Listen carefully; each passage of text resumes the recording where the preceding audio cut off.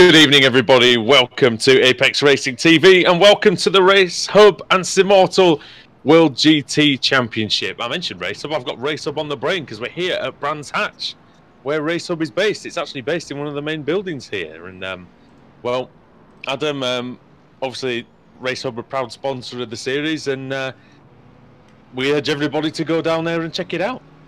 Indeed, yeah. Welcome everybody to Brands Hatch, and I think we may have even had a go on the race. So I know some of the more esteemed people in the sim racing community have probably given it a go, but I'm sure they'll be watching on eagerly tonight, as we all are, for the free 20-minute races that we've got coming up here in pleasant conditions. Definitely not the conditions that we saw at Silverstone yesterday. That's a whole other topic, but yeah, looking forward to this one. Yeah, it did come off a bit unintentionally as just an advert for Racehub, but you know, we are here for Brands Hatch, where it is based, and yeah, we hope to see some good racing out on the circuit today. It is the Grand Prix layout here, the longer circuit, the one that used to host Formula 1 races, still hosts many races in British touring cars and British superbikes, things like that, GT Series races.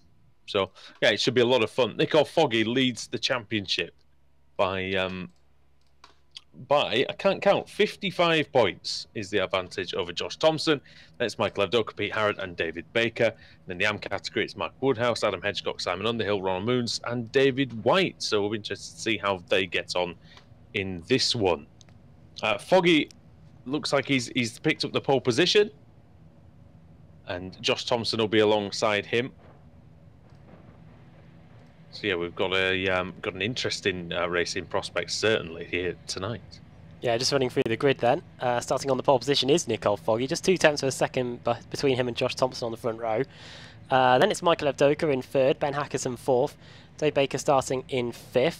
As far as I'm aware, it's a rolling start, so we've got plenty of time to work our way through this one. As you can see, the iRacing safety car there. Happy 10th birthday iRacing as well. Yes. We've sucked up to Racehub. We'll do the same to iRacing, or we'll battle before them anyway, and credit their achievements. It's been a very successful 10 years, I'd say, for a developer the size of iRacing anyway. Rest of the grid: Baker, Christian Rose driving for the Racehub team. You can see their logo at the bottom of the grid graphic, and then it's Chris Wood, Matt Bunt, Richard Warmingham, and then the first of the Pro-Am drivers in Nate Simpson in 10th. Then it's Miguel Freitas, and then it's Mark Woodhouse starting in 12th.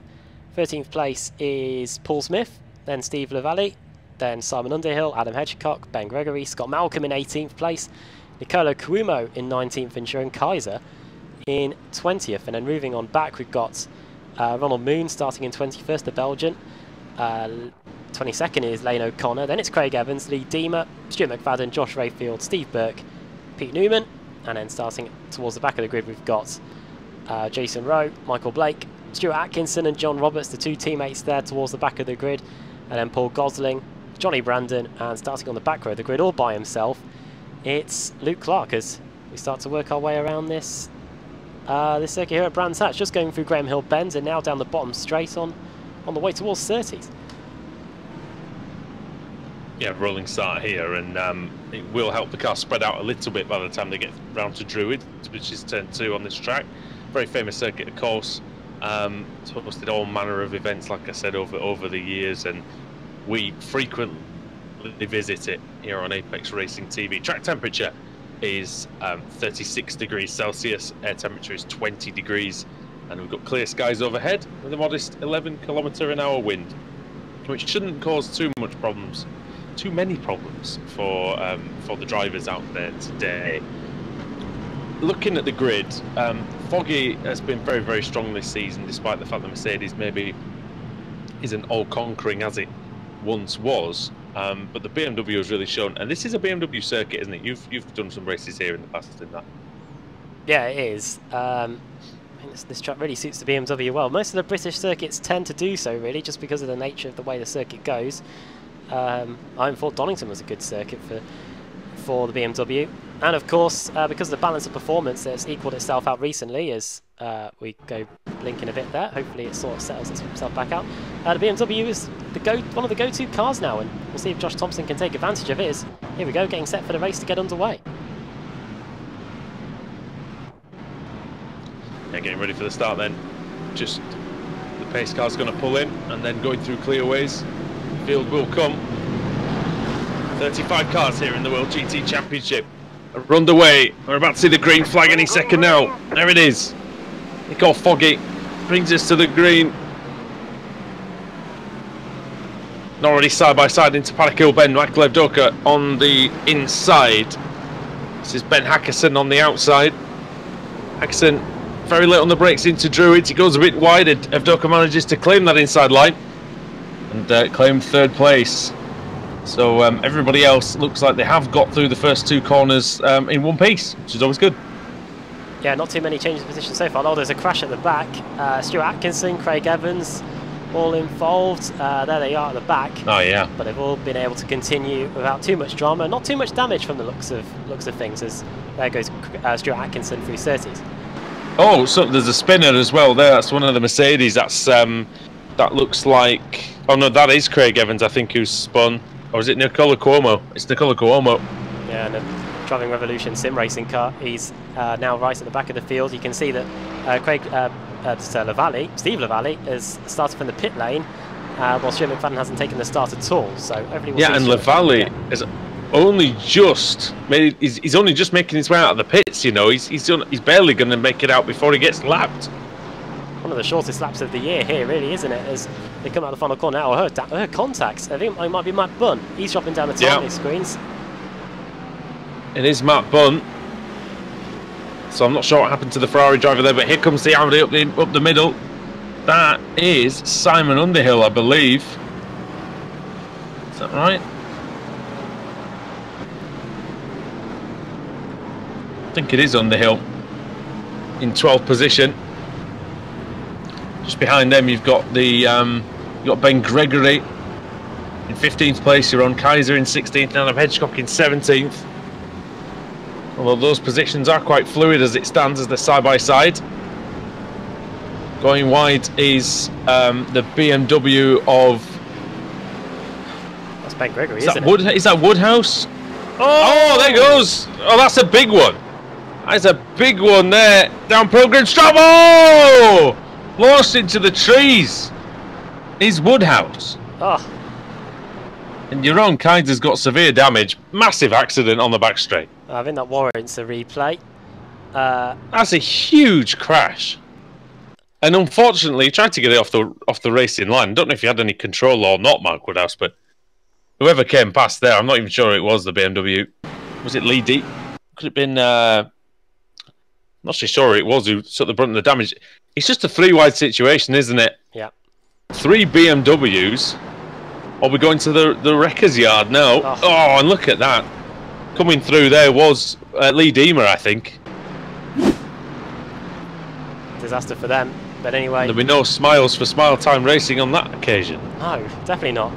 All three of them BMWs as well. So we talked about them at the beginning of the programme, and all three of them involved in the biggest incident of the day so far. You can see the biggest gainers as well on the top on the left hand side of the screen. What a fantastic start it's been for Johnny Brandu, who's gained 17 positions, and also for Luke Clark, who's gained 16 since the start of the race. Everyone inside the top 7 though, all exactly where they started. So that's the state of play at the front of the field. As we look further back, and we've got some side-by-side action here between all different manufacturers. We've got a BMW here, Paul Smith. We've got a Ferrari of Matt Bunn, an Audi of Simon Underhill, and a BMW of Ben Gregory. Yeah, the top 7 proving qualifying does its job, putting them in the right order. These 4. Oh, we got a move in the top 6, and it's Christian Rose going past Dave Baker for 5th position. So that might be a switch between the Racehub Ferraris, given the fact that it looks like Rose has a bit more pace at this point. Yeah, and Dave Baker now coming under pressure from Chris Wood as we come across the front straight here to complete lap 3. See how good the BMW is around here. Baker lost that position around the second half of the lap, but as we look at the rear of the Ferrari, he's now having to deal with the pressure from Chris Wood, who we usually see in an Audi, but he's now driving a BMW this time. Yeah, we have seen him in the Audi in the previous seasons. I think he's getting used to the BMW slowly but surely. But yeah, it seems to be much improved. evidenced by Josh Thompson and Pete Harrod being in the top 5 in the championship. As you can see the speed on your screen. Into briefly touching into 6th gear. Dave Baker, he's gone off. He's crashed. Well, it was not turning into a fantastic race for Baker as it stands. Oh, dear me. That was very close with Smith. That was a pretty interesting rejoin there, but yeah, it all just went away from him, Adam. In the middle of one of the fastest parts of the course, which is not Shinkerve. Hawthorne. Oh, and he's been hit again. And that's him trying to recover back. And somewhat getting in the way of, I think it was Luke Clark. Right, we were on board with David Baker when it happened. I finally found the replay button so we can have a look at what happened here. Here it is from the chopper. There is Baker. Going into the right-hander. Turns in, maybe a bit offline. But I'll let you be the judge of that. But yeah, that's what happened. I noticed. And then this rejoin wasn't the best one he's ever done, but and then a bit later on, you might as well leave it on there because a bit later on he's coming into Dingle Dell,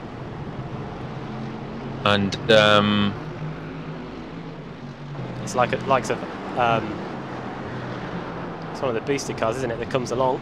I think it might be John Roberts. No, it's Freitas. I think it's Luke. Is it Freitas?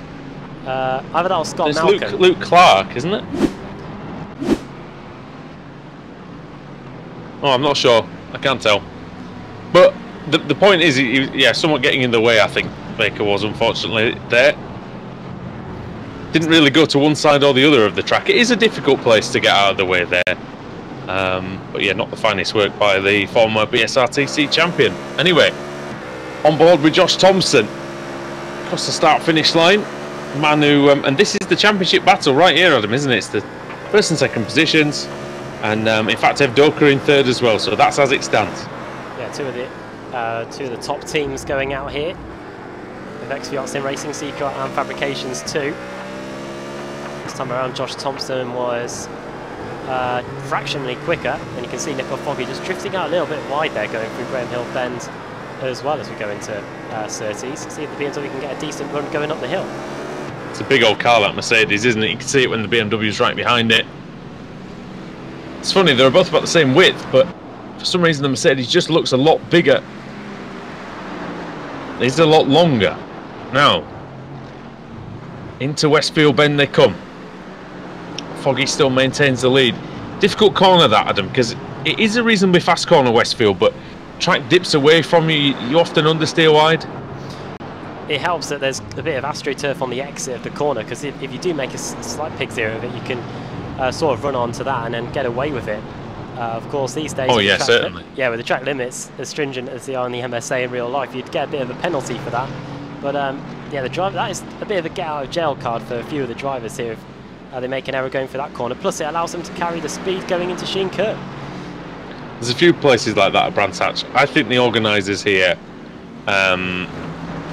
have been fairly smart over the years, because they realise that it's a circuit with not a great deal of runoff area, so they've made kind of a natural allowance for slight errors with the large AstroTurf sections. Even this one outside Graham Hill Bend, where drivers just can seem to be able to use that and there's no real issue, and even iRacing doesn't count that as an off track. So I think it just means that you're going to get less mistakes on a track where, like I say, if you go into crash, you're probably going to hit something hard.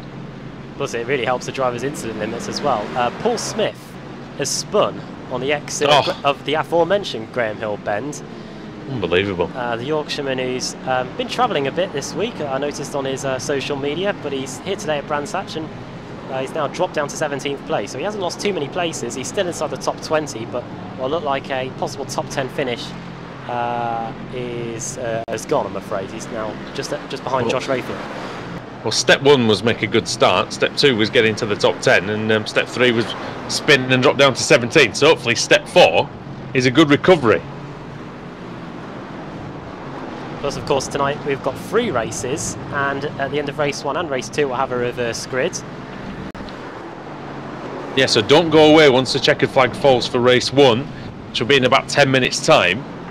because we will have 2 more races for you. So do not go anywhere, because you'll miss, you know, you'll miss probably what the best part of the night is, really, the reverse grid races. And these are some of the positions that could decide the reverse grid here. We've got Michael Blake, Craig Evans, Nicola Cuomo, John Roberts, Miguel Freitas, all over each other here. It's now split into 2 battles, and this is probably the feistiest one here as John Roberts tries to put the attack on Cuomo, but there's also a bit of time going through that first corner. Paddock Hill Benz is now under pressure from the Audi, and there's a battle going up in front as well as Blake and Evans go into combat. Oh yeah, side by side then. Michael Blake for Simmortal, Craig Evans for Northern Lights Racing. I've been informed on the chat, actually, thank you to Robert Lundgren for pointing this out, it was Jason Rowe in the Ferrari that hit David Baker as he was recovering. Oh yeah. So that Baker kind of got in the way of, really. So Jason Rowe in the Team Mad Ferrari. And yeah, Robert Lundgren cheering on, boosted with Savage Gaming, of course. Adam Hedgecock in 12th place for them. And he's got some company, hasn't he? Yeah, looks like it. There's no mistaking a Mercedes in the mirrors, and that's Johnny Brandon, one of the biggest movers in the field. He's gained 21 places, could be about to make it 22 here as we come across the line and into the first corner. Yeah, Johnny Brandon, one of the top drivers in the series. 7th in the championship. And yeah, making his way through into 12th position. So nice easy move for Johnny Brandon on Adam Hedgecock. Stephen Burke is just behind them in 14th place. And then Ronald Moon's in 15th. Yeah, one of your colleagues at Simmortal after your races at a few weeks ago at Belle Isle. That's it. I didn't think it was that bad. Well, he had potential, I think. Yeah, I think I won't say too much, but I think I just got punished for a couple of very small mistakes, which is like a track like that would do. If I made those mistakes, say, around this track, then, you know, I wouldn't have ended up with that mess of the final race, especially. But yeah, it was, you know, it was good. It was good fun to get out there. It was good fun to be part of a new team and to, you know, meet a few of the other drivers properly and whatever, and yeah, really get down to business. And hopefully I can do some more rounds. Hopefully I can do some more rounds before the end of the season. Let's go on board for a lap then with Josh Thompson as he continues his pursuit of Nicole Foggy. Go on. Sorry, just saying that Robert Lundgren's basically stuck in a hotel room, he says, so he can't race. And Michael Gray's not racing because his wheels died. Ah. So that's pretty unfortunate. I've got there was a note actually from Nathaniel Simpson earlier on, who's someone who we've not seen a hell of a lot recently. Is that basically his computer has been giving him all sorts of problems. It's been crashing with or without the Oculus Rift, because he uses the VR headset. And so he's saying that he hopes that it's been sorted out. I haven't noticed anything going wrong for him so far, so that's probably just cursed him, hasn't it? He's in 8th place at the minute, but highest of the AM drivers. As this hasn't been a tremendous lap by Josh Thompson. It's just been been struggling a little bit. But Nate was telling me that he's going to go and drive a Ginetta at Silverstone Grand Prix circuit in the near future, so that'll be exciting. Oh, Jerome Kaiser's crashed apparently and has had to jump back to the pits. Well, he was in that other one, wasn't he, earlier on? He did take a bit of a whack in that one with Baker and not Baker, sorry, Woodhouse and whoever else, and yeah, Kaiser just parked it, I think. Yeah, he has. Wouldn't surprise me because the car doesn't look like it was handling too well. Michael Evdoka, he's making small gains, Adam, isn't he? But in fact, he wasn't on the last lap, but he had done on a couple of laps previous. He's 2 seconds behind these two, quarter of a second quicker in the first sector of this lap. So he is making progress. He just can't. Those two in front just aren't battling, and I think that's you know, it just means he just can't get within touching distance of it.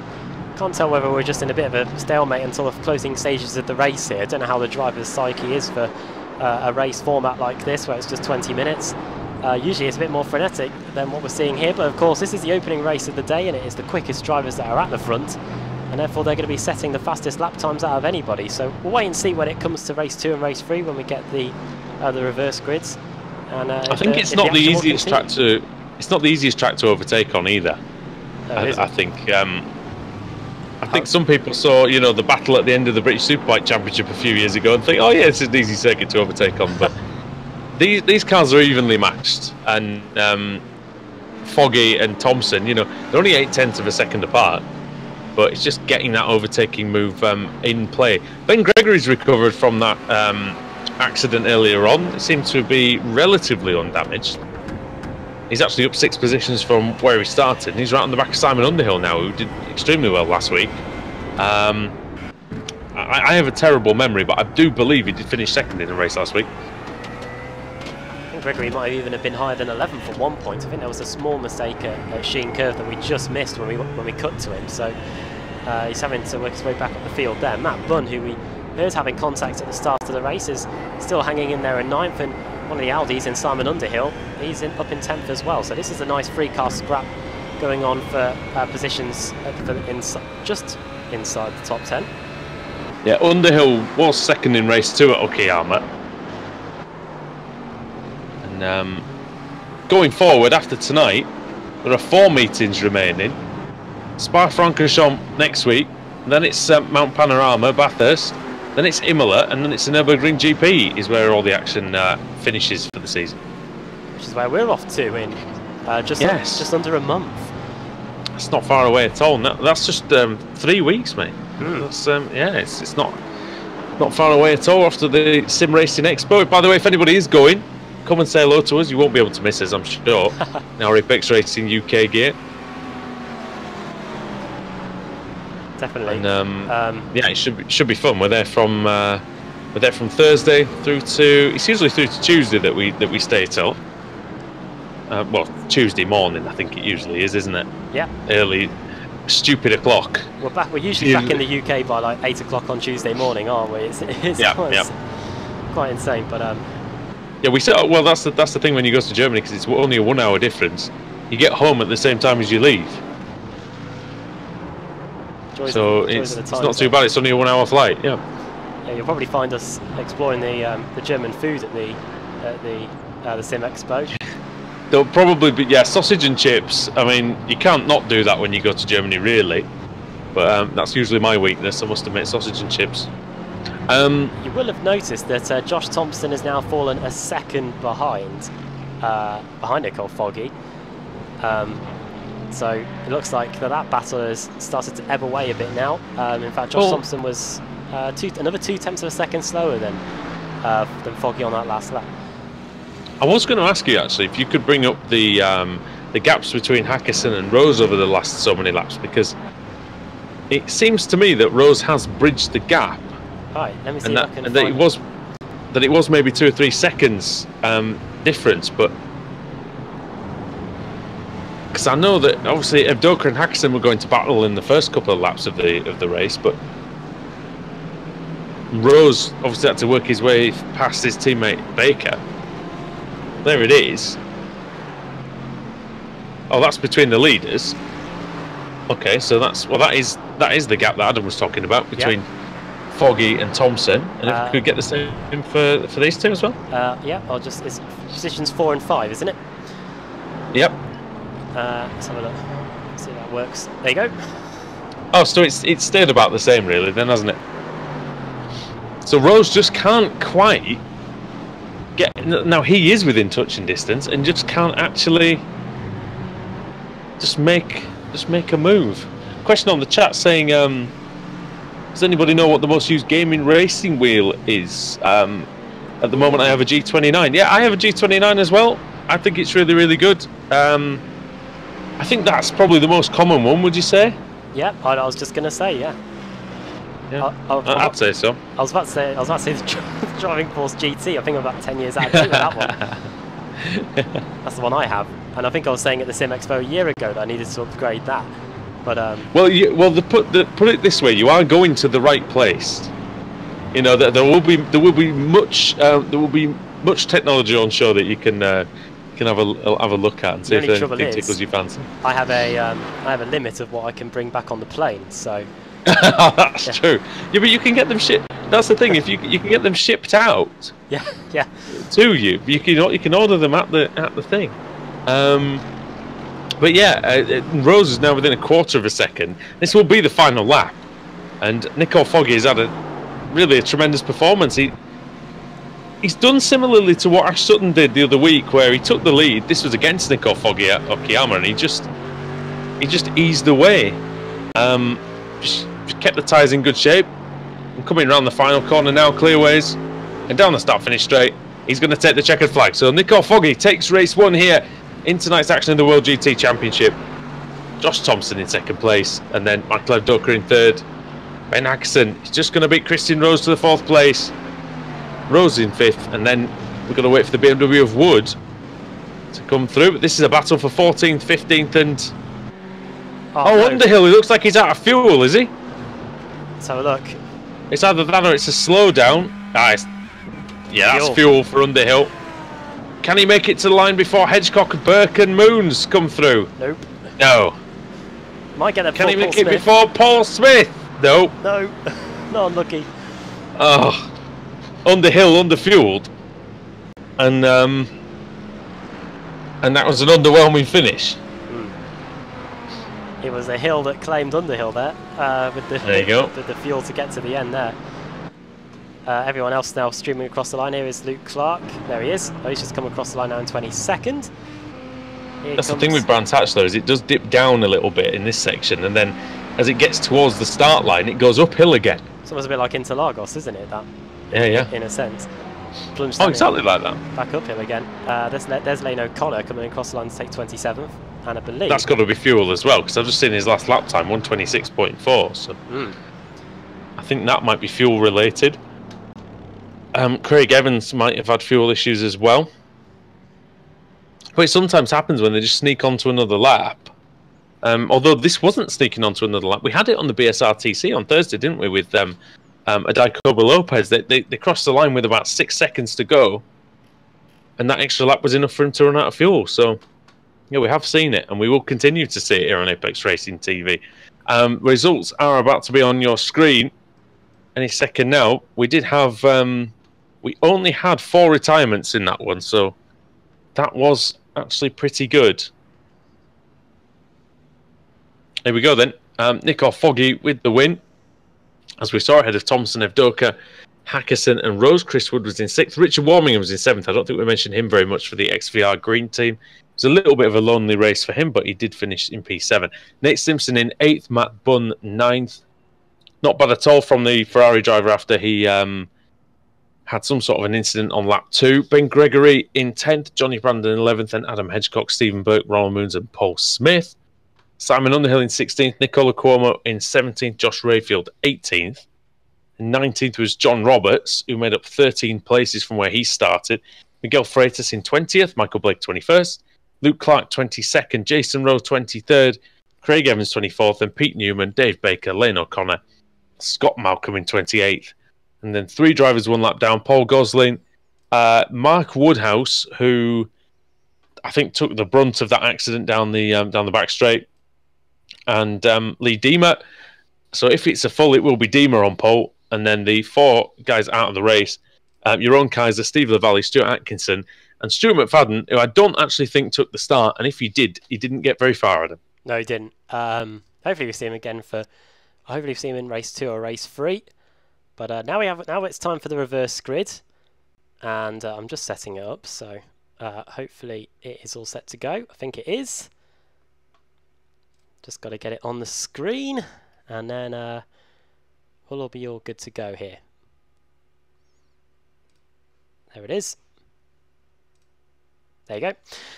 And without further ado, let's spin it and find out who's going to be. He says, hang on, let me turn on the sound for you, because that is the whole point of it. Let's spin it and see who's going to be on the pole for the 2nd race of the day here in the BSR, in the World GT Championship in association with Racehub and Simmortal. There you go, that one as well.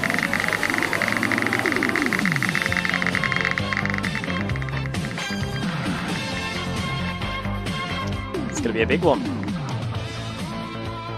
And it's 32. So 32 that is... Well, that would have been Stuart Atkinson, but it's going to be Lee Deemer who goes onto the post. So Simmortal car on the pole position. The bribery worked, and Mike Woodhouse in second. Paul Gosling in third, Scott Malcolm fourth, and Lane O'Connor will be starting fifth. Dave Baker will be starting sixth. There you go, there's the coincidence. But yeah, thanks very much for watching the first race of the evening here on Apex Racing TV. We'll be back for more from the World GT Championship at the other side of this break.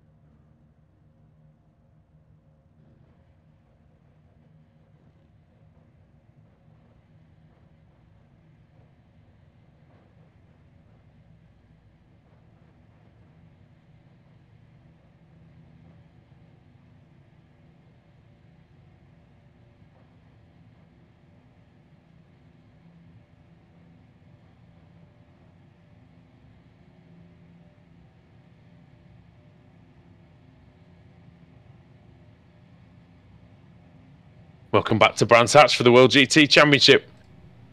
Drivers are waiting on the grid to get started, and we're all ready for race 2. Pace car heads the field, Adam, and it is away on the formation lap. And if you could take us to the starting grid, which was determined by the reverse grid wheel. Yeah, and it was a pretty big one as well. We couldn't have everybody reversed because there wasn't enough of them, so because of retirements. But as we look through the field now, it's Lee Deemer starting on the pole position for Simmortal Go-Kart World. Then Mark Woodhouse starting in second, Paul Gosling in third, Scott Malcolm in fourth, all AM drivers. So it's going to be a great opportunity for them. And at a track like Brands Hatch, a circuit that you know for this kind of thing, for drivers at the front doing the ultimate defensive drive, just ask Jim Flanagan about that. And they could get it done around here. Scott Malcolm in particular is renowned in other series for doing that sort of thing.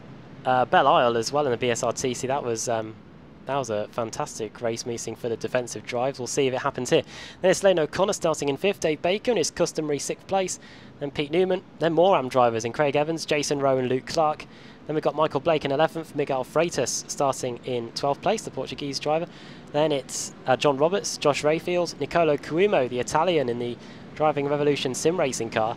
Then Simon Underhill, Paul Smith, Ronald Moon, Steve Burke in 19th and Adam Hedgecock in 20th. 21st, Johnny Brandon, 22nd, Ben Gregory, then 23rd place for Matt Bunn, Nate Simpson starting in 24th, then Richard Warmingham, Chris Wood in the Beamer starting in 26th, Christian Rose, Ben Hackerson, and then towards the rear of the field we've got Michael Evdoka, Josh Thompson, our runner-up in race 1, followed by our winner, Nicole Foggy, a lot of cars in front of him. Then it's 32nd, Jeroen Kaiser, one of the retirees, Steve Lavalley in 33rd, and Stuart Atkinson in 34th. So we've lost one driver, that's Stuart Atkinson, I think. So looks like he's not here for the second race of the day, but we have got 34 cars now going through Sheen Curve, getting set to go for the second race of 3. We have got Stuart Atkinson. He has took his place. Sorry, yeah. Stuart McFadden, yeah, that's it. We have Stuart Atkinson taking his place at the rear of the field after retiring from the first race. Now they've let the pace car get slightly ahead so that Lee Deemer can get the best run through clearways, and into the pits comes the safety car. Green, green, green. And to the green flag comes Lee Deemer. Great start by the Simmortal car. Also Mark Woodhouse, terrific start by him. First and second, and the action is going to be fast and furious, I think, here, and it is through Paddock Hill Bend already, and 2 spinners. I think that was Johnny. There's Lane O'Connor actually in the Mercedes, the XVR Mercedes, and there's a crash coming into Druids. Thompson. And it's Josh Thompson, second place man in the championship. Thompson already with severe damage to the front corner, and he can't steer, and he's in the wall. Now there is a fast repair, Adam, if he can get back to the pits, but that is if he can keep going. Yeah, he's going to be in strife there, and we'll see at the bottom of the screen whether he has to tow back to the pits or not. He could go through the Indy section. I don't know what the rules are like with that, but we'll have to wait and see. And there's action all over the place going through Hawthorne's cars, scattering, going all over the grass and back on again. That's Luke Clark. They're getting chased down by Miguel Freitas. Just behind them, it's 2 wide between Michael Blake and Paul Gosling as well, plus some of the Simmortal cars in there too as we go through Sheen Curve now. And watch out for Nicolo Cuomo and John Roberts. They're fighting over the same bit of track too, going into Stirling. It's a pretty crazy first lap here. Yeah, great start by Miguel Freitas. He's up to 8th place from 12th. Also, Dave Baker's up to 3rd. He's starting in P6, so really good beginning to the race by the Season 7 champion of the BSRTC, Dave Baker, whose first race was not very good. I wonder if he'll take a penalty for the next round, but having said that, off into the gravel goes Craig Evans, I think, as he negotiates Paddock Hill Bend in his own unique manner. And you can see, and off into the gravel even further goes, I think, Michael Evdoka. You can also see on the map the number 33 that's going around the circuit. That is Josh Thompson. So he has been able to keep the car going, and he will surely be coming into the pits at the end of this lap. Indeed, he is. So there you go. His struggles would have been turning right. He can't turn right very well. He can, left. He can turn right, I believe. Michael Evdoka is at the back of the field. I wonder if he's had a spin going into Druids. Yes, he has spun it on the way in. I don't think he got any help. Up and over goes Steve Lavalley. Steve Lavalley, yeah, in the Mercedes. Thought it might be Nico Foggy at first, but not the case. Oh, Gosling. Something's happened to Gosling. I can't keep up with it. There he is. He's off at Westfield, Ben. Well, that's the Northern Lights racing car, the Audi in the gravel. Oh, I look like a big one. Let's see. So he goes through Hawthorne. And does he get a nudge? Yes, he does. Bang! And he gets nudged by... I don't know. It was a Mercedes, that's all I knew. I don't actually know who that Mercedes is. Yeah, Matt Bunn's dropping down the order, and Cuomo. I think they were right next to each other. I think they might have crashed into each other. And there's another Mercedes off as well. Oh, Matt Bunn facing the wrong way on the main straight. Sorry for the replays. Right, this is going into clearways then. Let's have a look. So Cuomo's in front. He gets into it with Roberts, I think. And oh yeah, Bunn. Oh, and he does well to keep that off the middle of the track. Dear me, Matt Bunn's car in all sorts of problems. Quite a few drivers limping and hurting. Starting the second race of the day. Lee Deemer is not one of them. He leads the race. 1.2 seconds ahead of David Baker. And he's pulling away his Deemer. From Baker, who's now under pressure from Woodhouse. Newman in fourth. Scott Markham then in fifth. Christian Rose has made up 11 places, as has Ben Hackerson and Nico Foggy. 10 places for your own Kaiser. 9 for Johnny Brandon and Stuart Atkinson, and 8 for Ben Gregory. And Stephen Burke 9 positions gained as well. Thompson's only just getting away from the pits now. It was an 18-second stop. You could just see there the yellow car getting lapped. As long as he and that's more than one lap down, isn't it? So he's going to be out of contention for the reverse grid for the final race of the day. So there's going to be 0 points here, and it's all going to be about getting as many positions as he can in race 3 as Paul Smith. No, Simpson, I should say. Simpson has come into the pits. He hasn't towed, so might be a potential meatball flag there for Nate Simpson. And Simmortal car's now come into the pits for what looks like a fast repair, given that he was only stopped for 4.9 seconds. I wonder if that's more issues with maybe hardware for Nate Simpson. We'll have to wait and see on that one. But here's we're looking on board the Mercedes AMG of Craig Evans as he pursues Luke Clark down the main straight. Down the main straight, down the Pilgrim's Drop. Oh. Off goes Luke Clark. Evans with a wide berth. Rightly so, I think, because Clark, we've seen, how many drivers have we seen spinning off? And when trying to rejoin the circuit from a grass verge like that.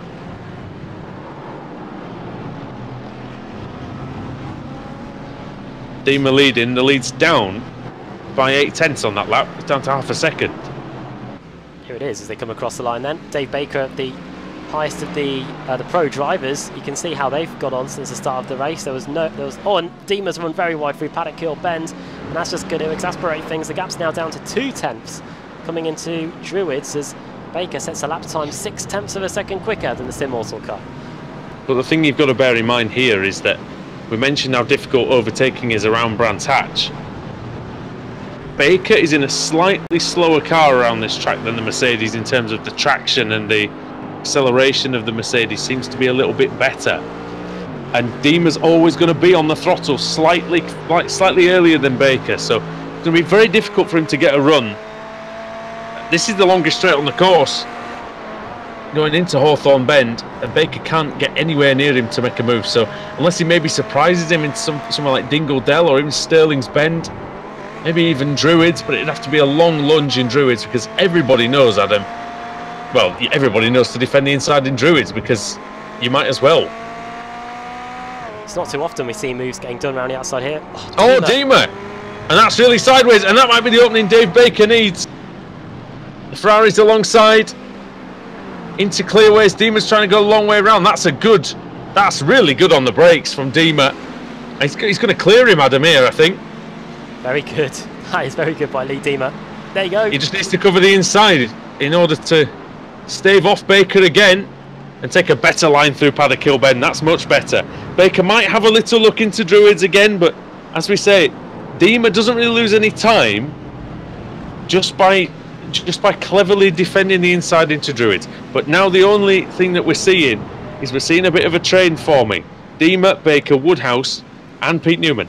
I was just going to say he wouldn't have lost any time to Dave Baker, but they've both certainly lost time to Mark Woodhouse, to Pete Newman, and to Scott Malcolm as well. It's a front five, famous five, fab five going down the back straight here. The only problem is it might be a fake five, because the car at the back, I think, is Nicola Cuomo. I think he's a lap down. Oh yes. Not to take away fake news, Adam. The fake five. We've got the Fab Four now, and then there were four going through Westfield and now through Dingledale and up into Sheen Curve now. We've got Mercedes, we've got Ferrari represented here in second place with Baker, then it's Woodhouse and the Beamer, and then another Ferrari, Newman, and then a Merkin, Malcolm. So the Mercedes bookending this front five scrap. Josh Rayfield's out, he's jumped to the pits. So it looks like his race is over. It's not over for these two though, Baker and Deemer. What can Lee Deemer do to keep David Baker behind? He's missing that apex, isn't he? Oh, and he's gone wide again. But like I say, it's an easy defence into Druids. Unless Baker goes exceptionally deep on the brakes, you're not going to carry all the speed, I don't think, around there. On many occasions, Baker forced onto the grass. You've got to expect, I think, that the opponent will do that to you if you try around the outside there. Baker very nearly got the overlap though. It would have been a bit touch and go with Deemer. But yeah, lap 7 here in this 20-minute race. We've just got 11 minutes to go. With Hawthorne's then. Much better. Scott Malcolm's closing in quickly as well to this group. He was 5 seconds behind it. He's now only 3 seconds behind. He was just entering the shot there in his blue and white Team Mad 2 Mercedes. And Kuumo dropping off the back of this. Good chance he might end up... Yeah, there's a good chance that Malcolm might end up on the back of this group in two or three laps' time, because he was lapping... well, it was only fractionally quicker than that. Here comes Baker into clearways. But we know Deemer's quick through here, and he gets the exit right. And Deemer, the Mercedes, powers back around the outside of the Ferrari. We're on board here with our man sitting in third place, Mark Woodhouse, but Deemer goes deep. He's missed it. He's missed it. He's missed the corner. Is he going to try back into Druids? He might have to defend from Woodhouse here. And he does, and that's Baker into the lead then. CQR Racehub hits the front at its home event. Nothing more they'd like than getting a win here. We had Northern Lights Racing taking the win in race 1, sorry, XVR taking the win in race 1 with Nicole Foggy. And now I've got so there's a right ding-dong going on between Ben Gregory, Christian Rose and Paul Smith. And here They've just overtaken each other 2 or 3 different times. And that looks very good out there. Very close. Here comes Gregory going into Hawthorne's, having a look at the inside. That is Steve Burke, who was the car that was... I can now tell you that is the car that hit poor Josh Rayfield going into Westfields earlier. Yeah. The Audi that went flying off, and you can see... It wasn't just Rayfield, was it? It was Gosling. Oh, Gosling, yeah. Paul Gosling was in the gravel. But yeah, Baker only half a second ahead of Deemer. And like I said, the Mercedes likes this front straight here.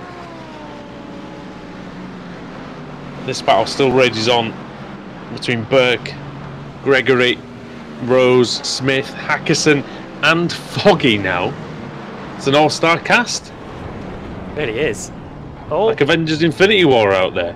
Oh, a little nudge by Gregory. And on the Mercedes, and he's through. Rose was nicely done. Rose was hit by Paul Smith there as well. You could hear the contacts when we were on board, and Paul Smith not being afraid to... Oh! That's Hackerson all the way out of shape. Here comes Nicole Foggy up the inside.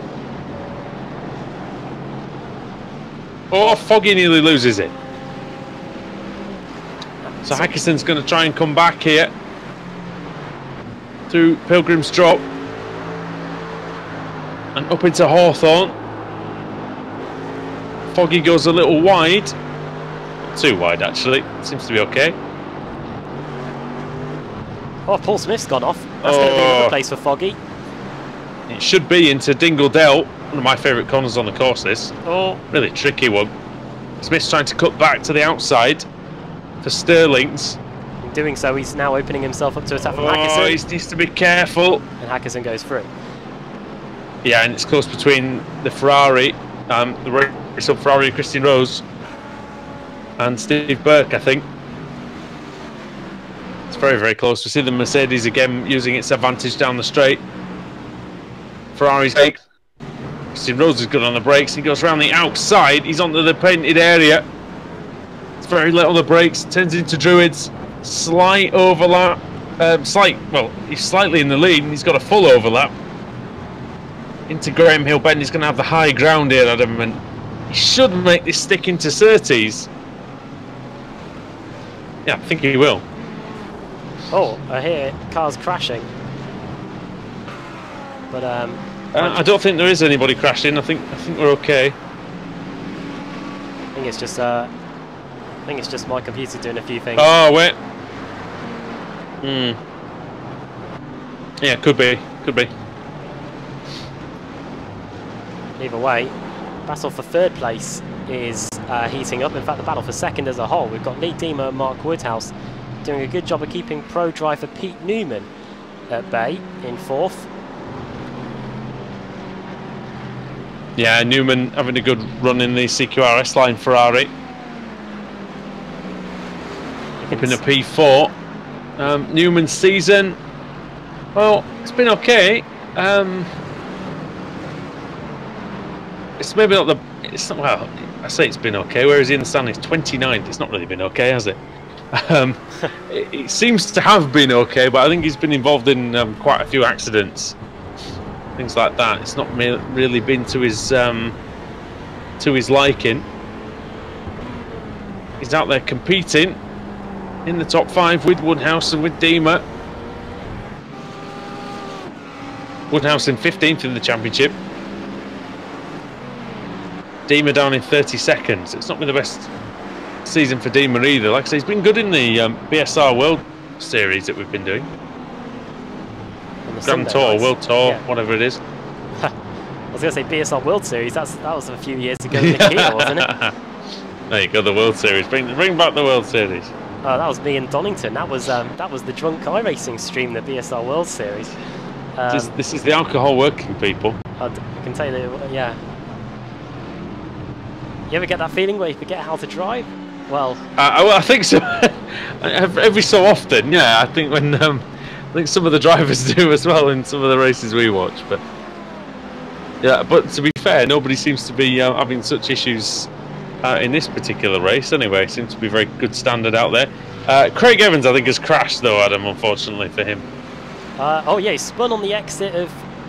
He's on the entrance to the pit lane. He's spun on the exit of Clearways, and he's picked up a bit of damage as well. He's trying to. That's the worst stop sign in history, isn't it? He's now having to reverse and get going again, and that's not good. Ah, man. Oh, he's clipped the tyres, hasn't he? Oh, he's going to be very unfortunate. We're going to see from this replay here as he goes through the final corner. There's a tyre barrier. He loses there, and I think he might just have clipped it. Or either how he hits it now, I'm not too sure. But either way, I think he had some damage anyway. Yeah. But it's the old not switching the traction control off before doing your spin turn thing, isn't it? Again, which I think a lot of the drivers struggle to do because it's not the easiest thing to do in these cars with the way that it's set up in iRacing. Unless you do have a button for the traction control on your wheel or a dial or something like that, it's not going to be the easiest thing to do. Then for second place. Bit like the ERS on. Or it was anyway. Yeah, we seem to have lost everybody. There we go. I think we're back. There we go. I think we're okay. I just think, yeah. I think we're good. Deemer now. Woodhouse and Newman. I think that's what we're looking at. Oh, it's getting very close. Very, very close in there. It might have a go, Woodhouse here. Oh, he hits Lee Deemer. Well, he has a go, just not sending it up the inside. He just hits him instead, and through goes Newman. Won't need any second invitations, and after sitting behind and biding his time, Pete Newman now up into the podium positions, up into third. Yeah, he had to go at the wrong part of the Mercedes, I think, because Newman's through. Into the podium positions goes the CQR S-Line Ferrari. Now it's going to be all about whether Newman can get second place. We haven't got too many more laps here of race 2. No, I think it's been a tight race, this. It's been pretty good all the way through. And drivers having to get the elbows out slightly in order to make moves because they just simply don't have the opportunities. It's not a track with really plentiful passing places in these cars anyway. Here comes Newman. This is a good run now, though. He had a good run, but look at the Mercedes. Look at the straight line speed of it. Oh, he's sending it, and he hits him. Well, that's come off worse for Newman. That's for sure. Well, I think Donald Trump just needs to get 500,000 Lee Deemers and put them on the Mexican border because it seems like everybody's trying to get past him. He's having real difficulty.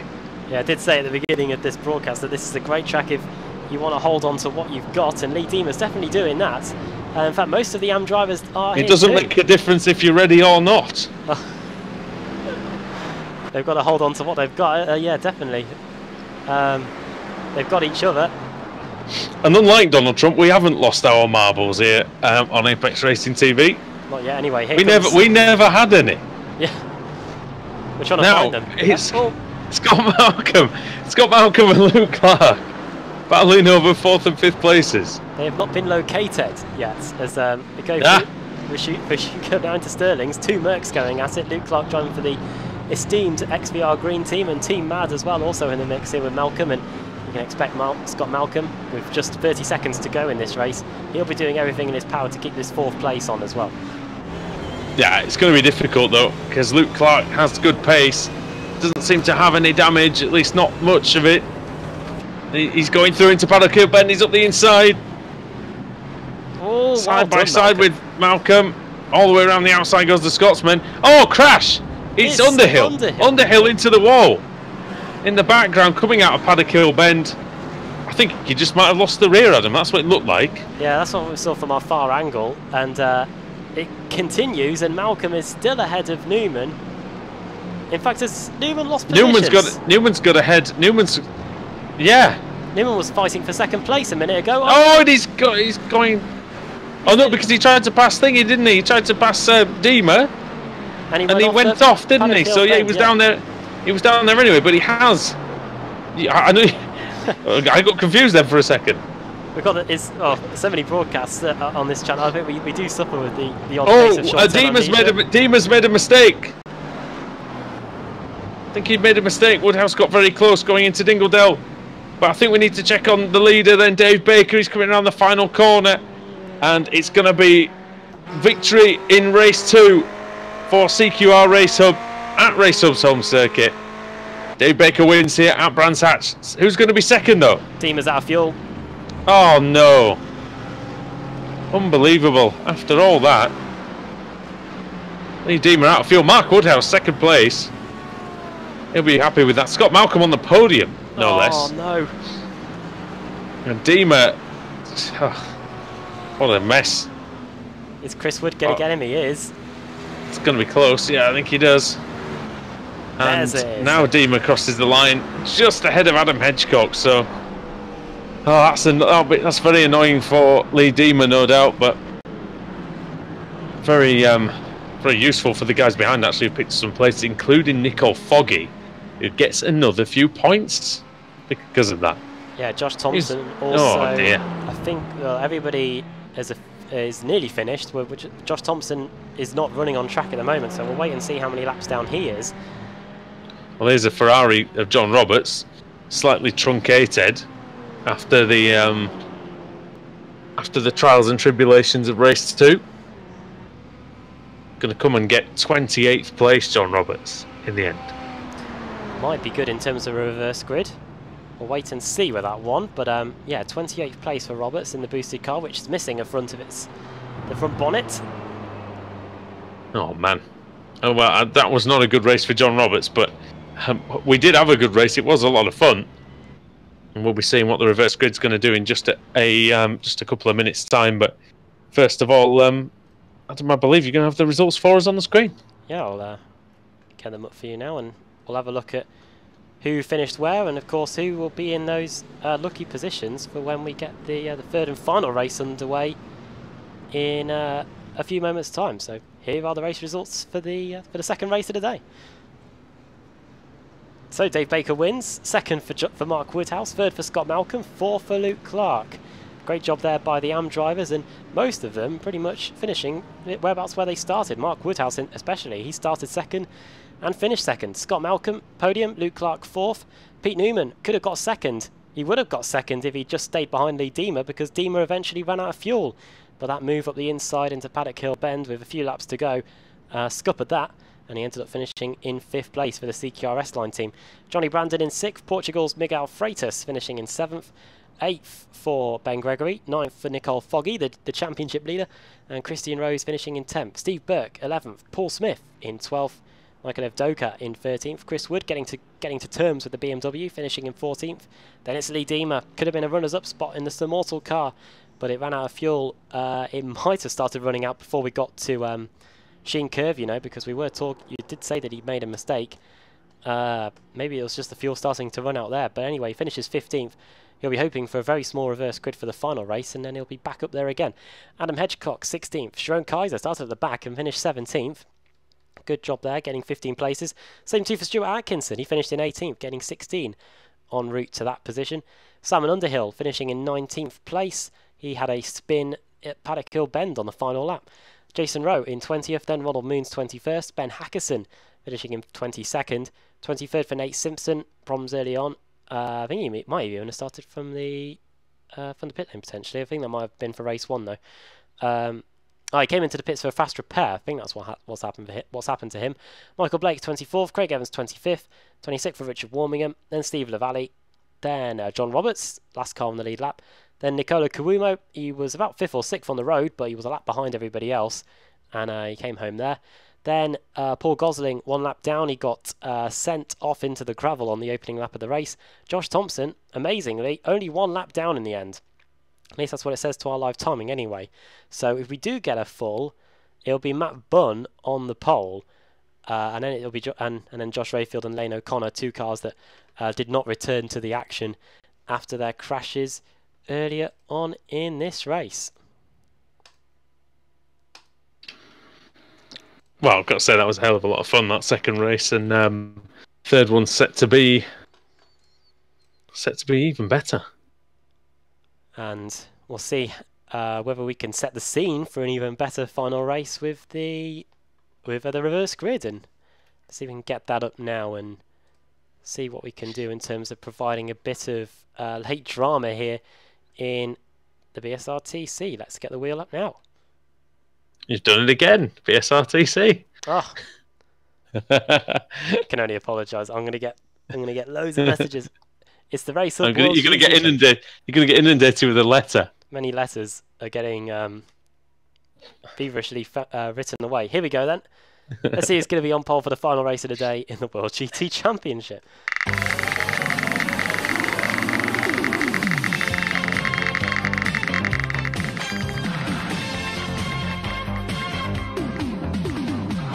It was 32 for race 2. It's going to be 32 again for race 3, and that's going to be Matt Bunn on the pole. Josh Thompson's going to be on the front row with him. How about a bit of luck for Josh Thompson there? And then at a track where I think he won 2 races in another series, and then the race meeting got cancelled. Here it's it's a bit of good luck for him. He's going to be on the front row. Which one was that again? I forget which one that was. It wasn't MX5, was it? BSR MX5s last year, was it? I think, yeah. But either way, he's going to be on the front row. Then it's going to be Kuumo, who was a lap down on everyone else too. And then it's going to be on the third row of the grid, John Roberts and Steve Lavalley. So some chance for redemption for these guys. All right, well, we'll see whether that redemption is going to be gained then in race 3, which is the other side of this commercial break. So stick with us.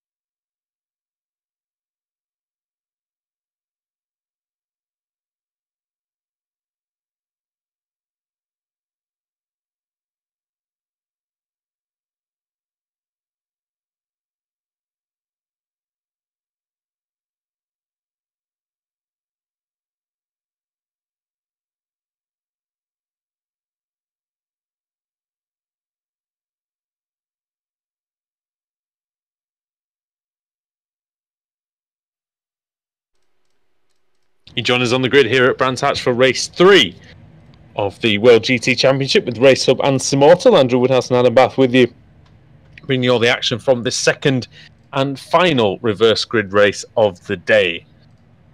Safety car has left the grid, so we are away on this quite short pace lap, Adam, and well, it's going to be Matt Bunn that leads us away.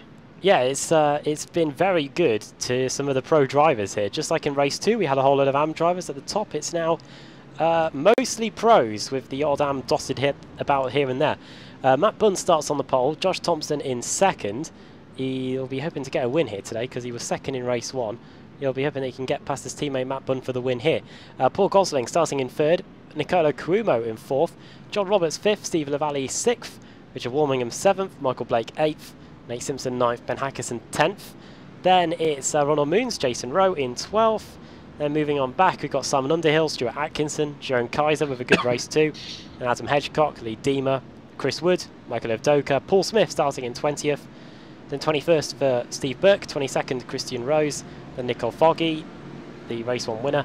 Ben Gregory in 24th, then Miguel Freitas, Johnny Brandon, Pete Newman, Luke Clark starting in 28th. In 29th, Scott Malcolm, Mark Woodhouse in 30th. Dave Baker, our race 2 winner, starting in 31st. Josh Rayfield, 32nd. And we've lost another car. We're down to 33 cars for the final race of the day. Oh. It's Lane O'Connor that's going to be starting on the back row all by himself. I think that one actually is Stuart. Oh no, it isn't Stuart Atkinson. I was about to Everyone seems to think Stuart Atkinson's got missing in this one, but I think it. No, I don't. I'm not going to say what it is. I can't tell. No idea. Anyway, right.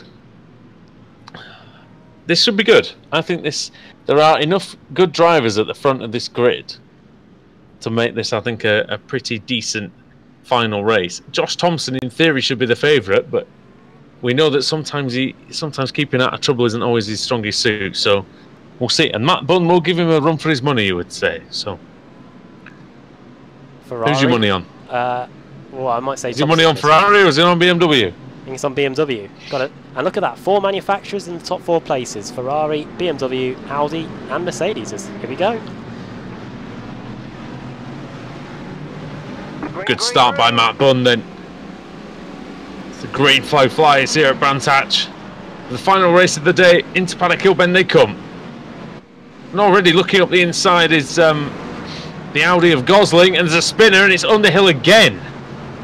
It's not his corner today, Simon Underhill. Paddock Hill claimed Underhill twice. Oh, and that's a bit of a concertina effect there. And that is car 23, Stephen Burke. Oh, Burke's, he's off in a different county over there. Oh.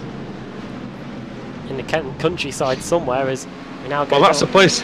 That's a place for Underhill. That's one silver lining. Oh, big crash! Massive crash. It's Cuomo, I think it is. Is it? No, it's not Cuomo. It's Nate Simpson. And oh my God! Oh, what is happening out there? Good. And that is Ben Hackerson. Yeah, it was Hackerson, the other car. It was definitely a Merc, and you're right. Yeah, it was. That was Ben Hackerson. I thought that was localised. Yeah. Entirely within the Brands Hatch circuit. Fortunately, but yeah, we have had cars get ejected from the circuit today. That was unintentional. Remember Robert Dornbos having a huge crash at that part of the circuit in Super League Formula back in the day. And, Chris Vanderdrift as well had one, didn't he? Massive one. Luke Clark's crashed, I think, and maybe Dave Baker as well, is it? No, it's Stuart Atkinson. Oh yeah, the car's absolutely wrecked. Oh, he's on fire, is Atkinson. Oh! That's down the back straight, coming out of Stirling's Bend. He tries to come back on. No. Oh. No, he no. on top of somebody. Oh, dear. He did a Fernando Alonso on him. Oh, man. No halo required here. But certainly, by the way, the halo proving its worth at the weekend, that's for sure. 100%. Nobody can argue about that anymore. And thank goodness. But end of the opening. That 360 camera, if you haven't seen it on social media yet, it crashed the first corner. Absolutely insane. End of the first lap then, well, midway round the second lap, it's Matt Bunn leading Josh Thompson, then it's Cuomo, then Blake, Warmingham, Lavallee, Paul Gosling's getting overtaken by a few cars there. He's still inside the top 10, and it's 2 wide between Moons and Kaiser. Belgium versus Netherlands. Yes. And it's very close here. Oh, the inside goes to BMW. That's Chris Wood, I think, going through. Michael Avdoka's trying to get past Paul Smith. Contact to the back. Oh, spin! And it's Adam Hedgecock. Into the wall goes Adam Hedgecock. Turned around by Lee Deemer, yeah, let's see then. So, does Deemer go to the others? Does Deemer go to the right? Oh, that's a bit clumsy. That's clumsy from Lee. Yeah, and I think he'll... oh, he almost spins it. Coming out of Druids. It's all happening in this first race.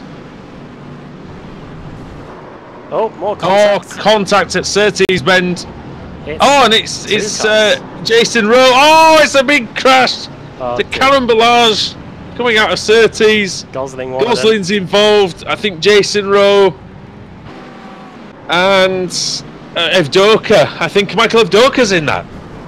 Well, it started before these guys got there, didn't it? And then... yeah, it starts with Avdoka and Rowe, I think. Oh, and then they all been in anyway. Deemer, Gosling, Newman, I think it was. Deemer's had to jump back to the pits, hasn't he? Oh, man. Not the best day for him. Josh Thompson's into the lead, by the way. Ah, well, we've got to see how that happened. All sorts of issues going on further down the field, but yeah, it was Josh Thompson who's into the lead. We should be able to see that on the screen in just a few seconds. Yeah, trying to find it. You're trying to find it because it's in with all the other nonsense, isn't it? Oh, bear with me. I think there we go. Here it is. There we go then. Going into Surtees. Oh, he just gets a great drive out of the corner. It's a beautiful drive out of Surtees. Down Pilgrim's Drop. Does he go around the outside at Hawthorne? Wow, somehow he keeps that on the track. I have absolutely no idea how he did that, Josh Thompson, but that is a great move around the outside of Westfield Bend. That was tremendous. It's not like Matt Bunn is ever shy in wheel-to-wheel combat. That was terrific from Thompson. And it wasn't as if Matt Bunn gave up at all. He was still trying to lunge back on the inside, trying to get the lead back. But Josh Thompson, since that move happened, he's now got the gap up to 1 second. It's kicking off here. This is Richard Warmingham. Oh, it's going to kick off now! Bang! It's Warmingham and Blake. Well, the Simmortal guys are getting their elbows out today. Now we've got the XVR. It's nothing to do with me. I haven't told them to do this. Michael Blake defending well, though. I think when speaking to him and when speaking to the guys, I think that one of the few things that they were saying that Michael needs to do is to actually defend his position a tiny bit more. He did that. Up the inside goes Nico Foggy, I think that is it?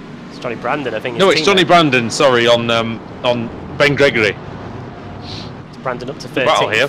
Paul Smith in there somewhere at the front. Can we get the gains up? There you go. You can see all these guys have gained tons of places since the start of the race. Brandon 13 spots, and here comes Nico Foggy and Paul Smith. We were talking to Smith in the break. He was very upset about the spin in race 1, but he's doing okay here. Top 10 for now, but Nico Foggy, it might be a matter of time, but the Yorkshireman knows how to put up a defence here. He's got a better defence than Man United's at the moment. Oh dear. Smith seems to enjoy the BMW. And he is putting up a good fight. You'll always rely on him to put up a good performance, as he will from Nico Foggy. He's very consistent. Is he going to go up the inside into Stirling's Bend? Smith's too clever for that, I think. Might be able to get a decent run out of the corner, though. Close between the Mercedes and the BMW. The BMW actually quicker in a straight line, look. For the final corner. When would you have thought that in 2017? You would not have done. God, BMW had its dark days, didn't it, where it was barely getting selected at all, but it's one of the most popular cars now. And it's 4 years old now. That's because it was very, very slow as Foggy trying to go around the outside. It's super slow in a straight line. It was always decent in places like Okayama. Smith throwing the car into Druids. That's nicely done. And here comes Christian Rose, who we haven't seen a lot of today. Oh, that wasn't the best line by Smith though. He's gonna, you know, he knows it. He's covering the inside line going into 30s. Foggy going to try and get the move done around the outside. But look at the way Paul just moves across. But now he opens the gap up, and this could be Foggy's opportunity. He's not alongside though, and now here comes Christian Rose. It's going to be Mercedes versus Ferrari down the hill. Big run here from Rose on the outside. Well, oh, how's that space there?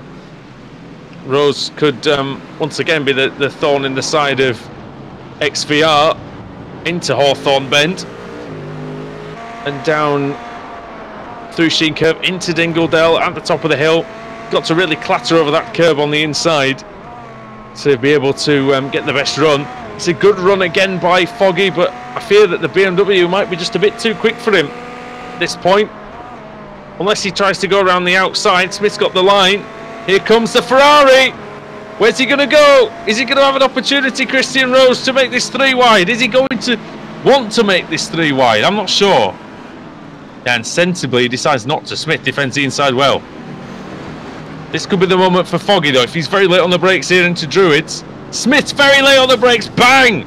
Bit of contact. Off into the gravel goes Baker. Oh, the race 2 winner. Oh, there's someone's off. Oh, off. It's Moons. No, it's not Moons. It's Robert. Wait. I think now someone else a lap behind. It is Roberts. Yeah, John Roberts off. And meanwhile, the Mercedes is through, Adam. Nico Foggy's got through. And Rose has got through as well. Now Paul Smith's trying to get the 11th place back from Christian Rose. No, Here comes Johnny Brandon. Yeah, Johnny Brandon might be what he's got to worry about now, and he's going to take such a slow line through Westfield. There's no love lost there between him and Johnny Brandon after Motegi, I'll tell you that now. Because that was not was a poor piece of driving from Brandon in Motegi.